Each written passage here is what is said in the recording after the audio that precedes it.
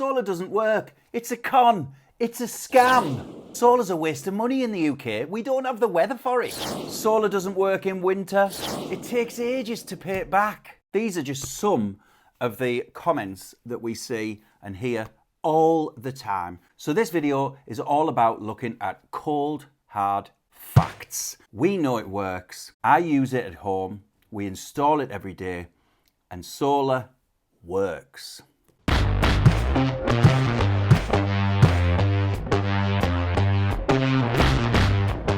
Hey, Andy here from Alps Electrical, and this video is part of a solar-specific Q&A section covering a wide range of topics and questions that you may have surrounding everything solar. We are a family electrical business based in the Northeast, specialising in renewable technologies such as solar PV and EV chargers. As busy electricians and installers of solar, and a user of solar myself on my own property, we as a company have gained a great deal of knowledge over the years of installation practices, the pros and cons of various systems, the best tariffs to use, and how to make best use of your solar system so that you can really capitalise on that investment. So whether you're an installer or a consumer about to embark on your solar journey, hopefully on this channel there'll be something there for you. So without further ado, grab yourself a brew, let's get started. So we can talk all day long about how solar works because we know it does. I use it, we install it, and our customers, when we've installed it, are singing the praises of solar. It's generally the people who haven't got it. Either they haven't got it or it's not been installed correctly, which it can happen and does happen a lot. So it's usually those people who are skeptical about solar. So it just so happens that we installed solar on my property back in March 2023, and we are currently at the start of May 2024. So I finally have my hands on 12 months of invaluable data. And as most people do once they get solar, is they start to keep a track of how it's performing, because that is really important. You want to check, are you on track for your payback period? Is the solar working for you? And can you improve how you utilize the solar to your advantage with all the tariffs that are available? There's so much to go through, and we will get through it. But for now, I'm going to show you how my solar has performed over the last 12 months, because I've got now 12 months of data that I can share with you, and it is pretty detailed, to say the least. You might think that I have absolutely no life, but I promise you I do have a life. I just also want to keep track of how my solar's performing, and not only for myself, but obviously for my customers, because we're selling it every day, we're installing it, we're telling customers how great it is and how it works. So it's vitally important that I know what I'm talking about. So yes, I've got my computer here, and I'm going to open up the spreadsheet, and I'm just going to share my screen with you, and we're going to go through how the solar's performed in the last 12 months. Whilst that's loading up, guys, let's have a quick overview of our solar system, because that's going to be important when we start to talk about how it's performing for us, as opposed to how yours might perform. So basically we have 12 410 watt all black modules on our roof. So that's a total of 4.92 kilowatts. Along with the solar panels, we also installed a battery storage option, and we chose the Fox Myra HV25 batteries. And a nice stackable module. The advantage with them is you can stack them in small increments, so you're not having to commit to large quantity of battery storage if you're wanting to add more, which we did. No sooner had I set my spreadsheet away, within a couple of months I realised very quickly that we needed more. We started with just under 5, and then I doubled that within 2 months. Because we use, as a family of 4, we use about 4 to 4,500 kilowatt hours a year, which is around about 12 on average a day. So the idea is to get a little bit more battery to, get us through the day, so that we've just about got enough, because there's various ways to use the battery. Either let the sun charge them and do the thing and leave it alone, or you can charge them overnight on cheap tariffs, which we're going to go into a lot more in other videos. But I'm just giving you a brief overview of our system so that you can make sense of the figures against your own. The other thing to know with our system is we're not south facing. we are 71 degrees off south, so we actually lose the sun on the panels around about 4 p.m, which is a real bummer, because as many of you might know, the Octopus Flux tariff, which is the tariff we're on, you get paid much better rates for exporting between 4 and 7 p.m. But there's still a way we can export between 4 and 7 p.m, which is something else I will cover slightly in this video, but we'll do another video purely about forced discharging your batteries, which is something that we are doing now to capitalise on that peak time period. Now, that was a brief overview of our system, so let's have a little look at how it's performed over the last 12 months. Now, as you can see, here's my spreadsheet. We installed the solar panels mid-March, so I've scrapped March because we only had half a month. So we're going from April. So April 23 with Octopus is when I'm starting my data.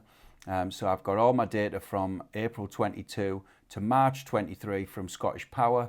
So I've been able to see what kilowatt hours we pulled from the grid April 22 to April 23. So without solar in April 22 we pulled 340.04 kilowatt hours from the grid, and in April 23 was 86.24.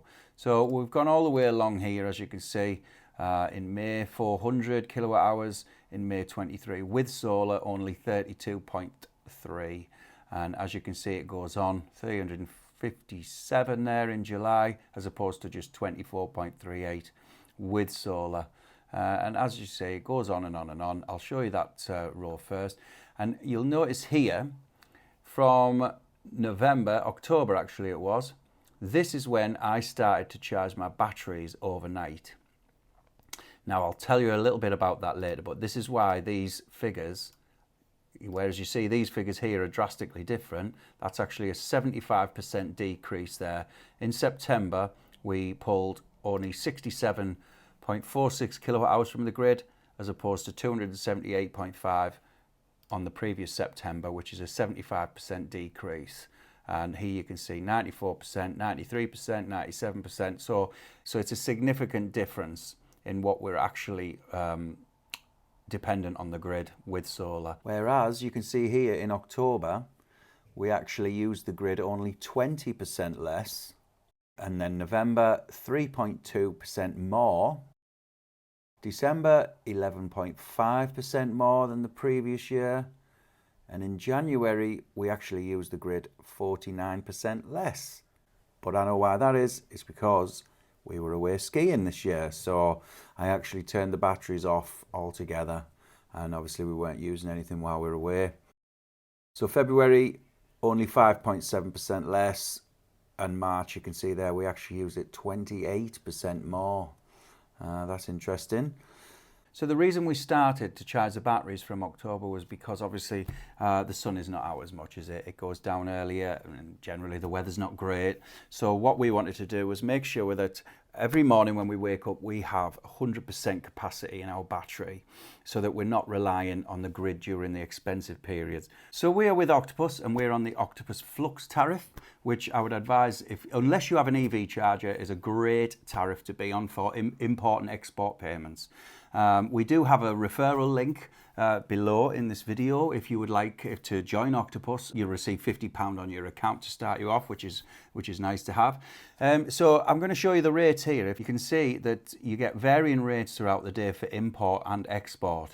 So generally the day rate here is 23.35 pence, and this changes constantly. So by the time you watch this video, it may well be different. So if we were to draw from the grid in the daytime, not in these hours, this is the peak rate between 4 and 7 p.m. So between sort of when we wake up all the way till 4 p.m, we would be paying 23 pence. To export between that time, 14 pence, 14.3. The flux rate is between the hours of 2 and 5 a.m, and we pay 14 pence to draw from the grid at that time, and then we export at 4. Well, you're not going to be exporting at that time, so that's irrelevant, unless of course you set your batteries to discharge, which you can't really because you'll be using them to charge, and they can't charge and discharge at the same time, so that really is irrelevant.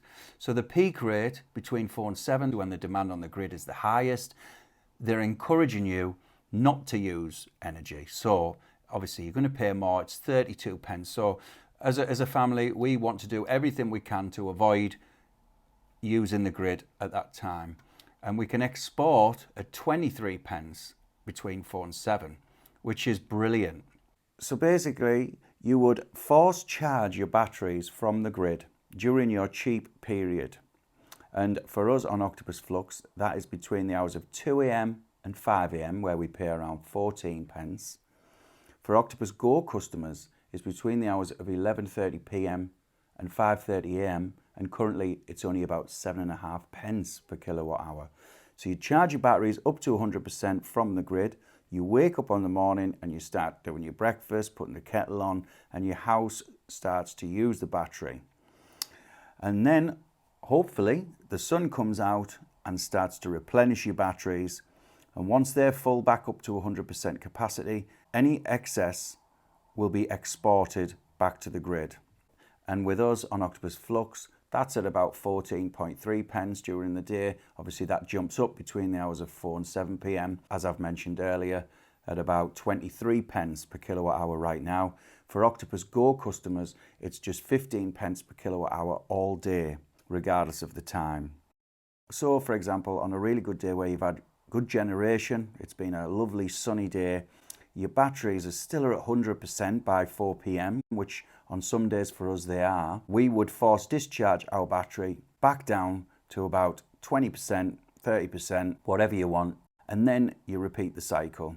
For Octopus Go customers, as the export rate is the same throughout the whole day, there is no urgency to force discharge your battery. You could just do it at the end of the day, around 9 p.m, so that you would force discharge your battery all the way down to, you might as well go as low as 10%, because you're just going to recharge it again at 11:30 p.m, and you just keep repeating that cycle. So you're making your batteries work much harder for you and saving you more money. So effectively, if you had enough battery storage capacity to cover your daily usage, you should only ever be paying the cheap rate for your electricity that you draw from the grid. And of course, the solar would be generating throughout the day and exporting at the higher rate, which helps to reduce your energy bills. And the solar is producing energy throughout the day that, if you're not using, is exported at a higher rate, which obviously will compensate for some of the energy that you're paying in the cheap period, bringing your energy bills down further. So that is the reason why we chose to start charging the batteries at night. Now, we're actually contemplating, I think it's probably going to be best because as you can see here, the import and export rate is virtually the same. So it makes no sense to us to take any risks with the weather being poor the next day. We're much better off just charging at 14 pence all night, making sure we've got 100% battery.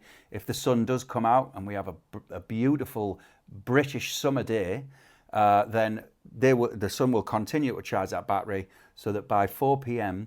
we've virtually got a full battery, and we can force discharge it between 4 and 7, send that back to the grid at 23 pence, and then we repeat the cycle again the next day. So I'm not going to stop charging my batteries during the night now. I'm just going to keep them going all through the summer.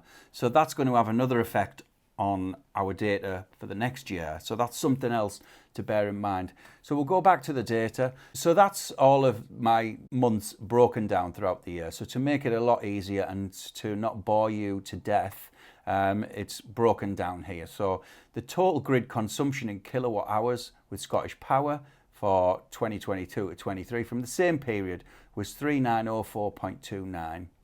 The total grid consumption with Octopus was 1990.91. Now that would be a lot lower had I not been charging my batteries for the last 5 months. So the total difference in grid consumption or grid dependency is 49%. Again, that figure would be much higher had I not chose to charge the batteries from the grid during the night. But again, remember, we're only paying 14 pence for it as opposed to 20, 30 pence. So total export, we got 1,016 kilowatt hours in export. The total generation in kilowatt hours that we've generated for the last 12 months, 4782, which is fantastic for a system that loses the sun at 4 p.m. Like I say, it's a 4.9 kilowatt system, and 4782 is fantastic. That's exactly what we were expecting as part of our proposal that we did.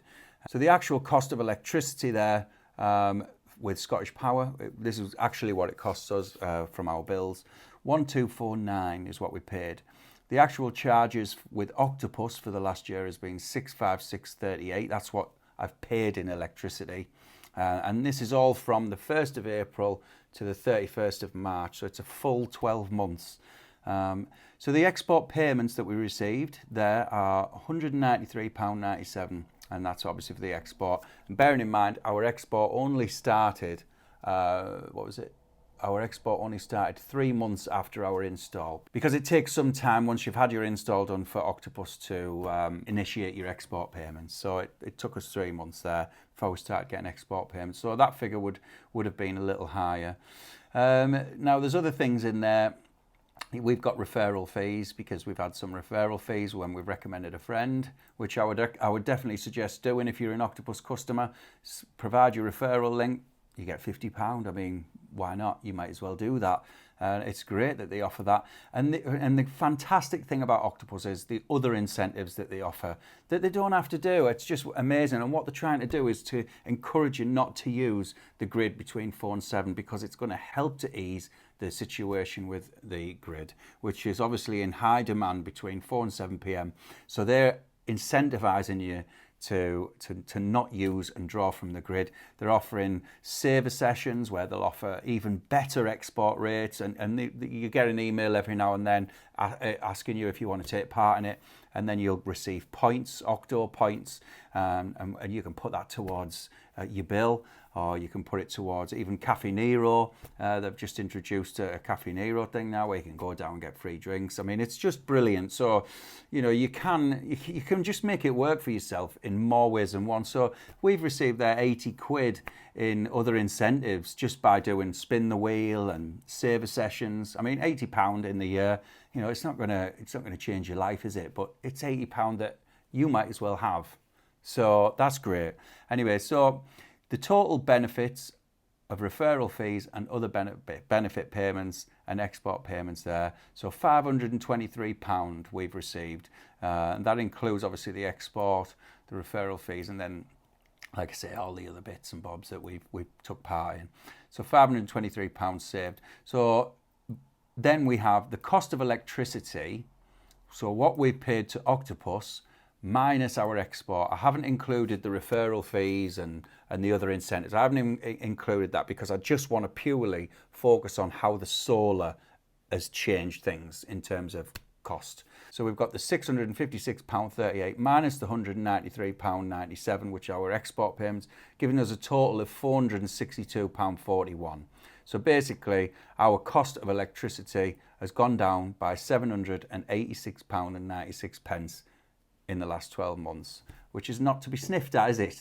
It's great. And so that's a 63% decrease in energy usage, which is brilliant. I mean, if we look at that, I've done that just to see what we actually paid after all of our little benefits and referral fees and stuff.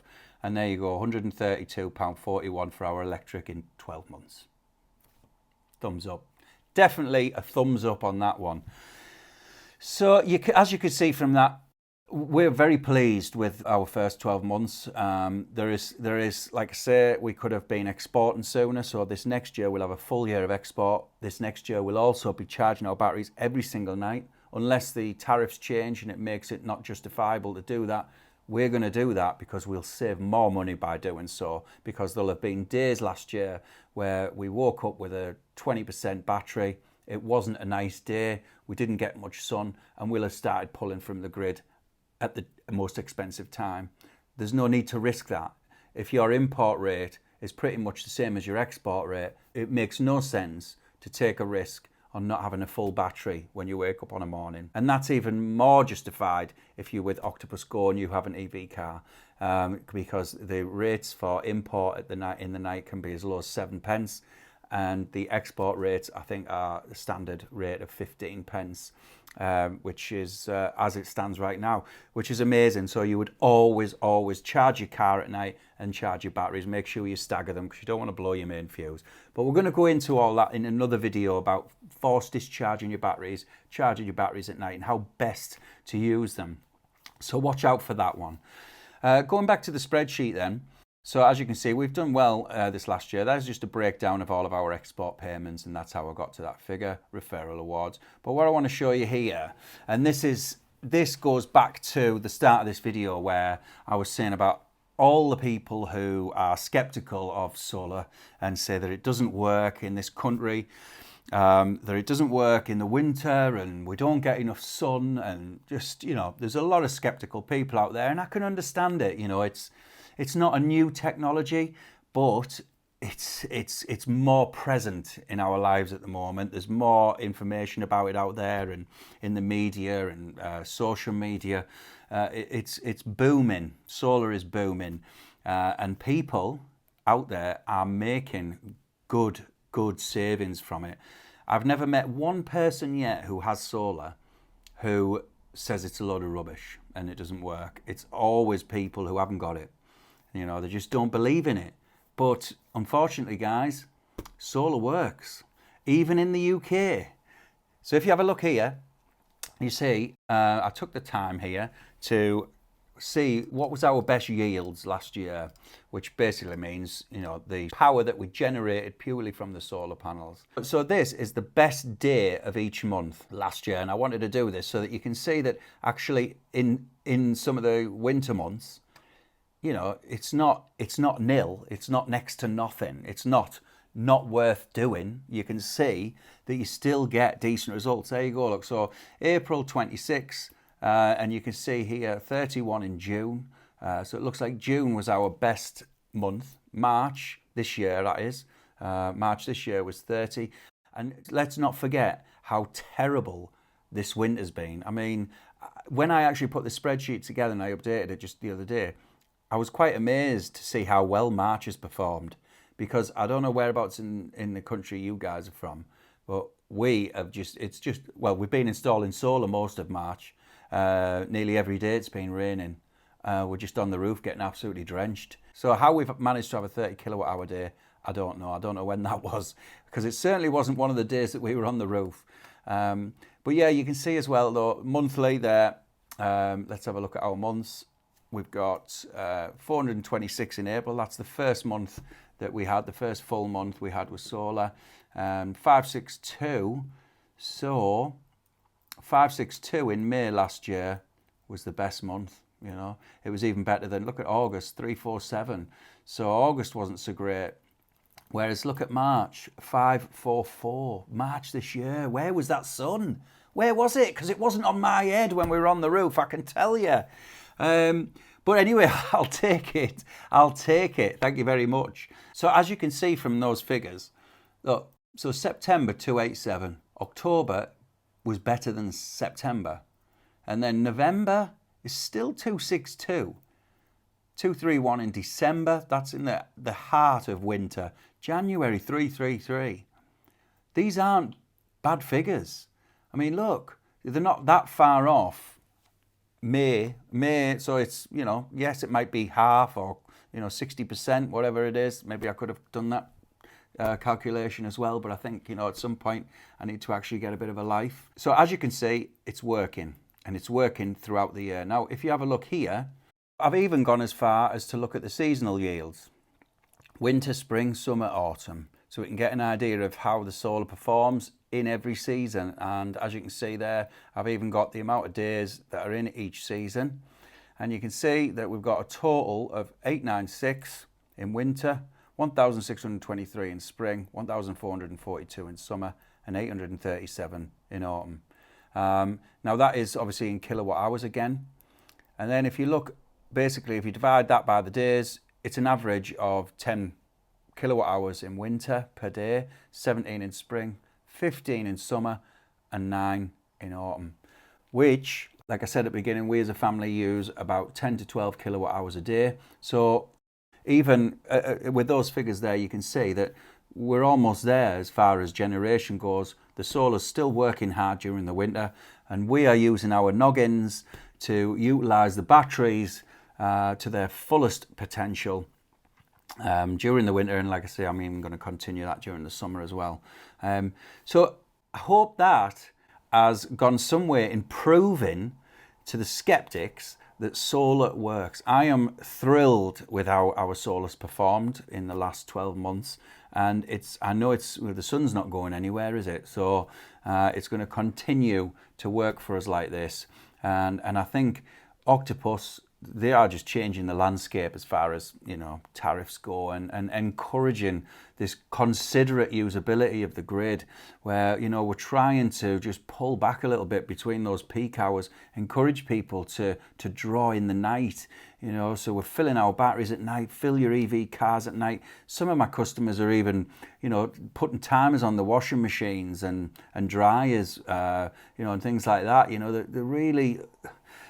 You've got to, if you're investing in solar, you don't want to just invest in it and just leave it alone. I mean, you can do, it'll still work for you, but if you want to really maximize and get the most out of your investment, then, you need to be looking at the clever ways of using the system, using the tariffs to your advantage, and you'll do really well out of it.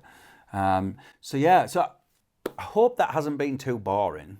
I know it's a lot of data and stuff like that, but I promise you the videos do get more interesting. We've got loads and loads of topics to cover, and we will be able to provide you with some very useful information. I just wanted to start off with this video about our usage, about our solar system, because it's factual.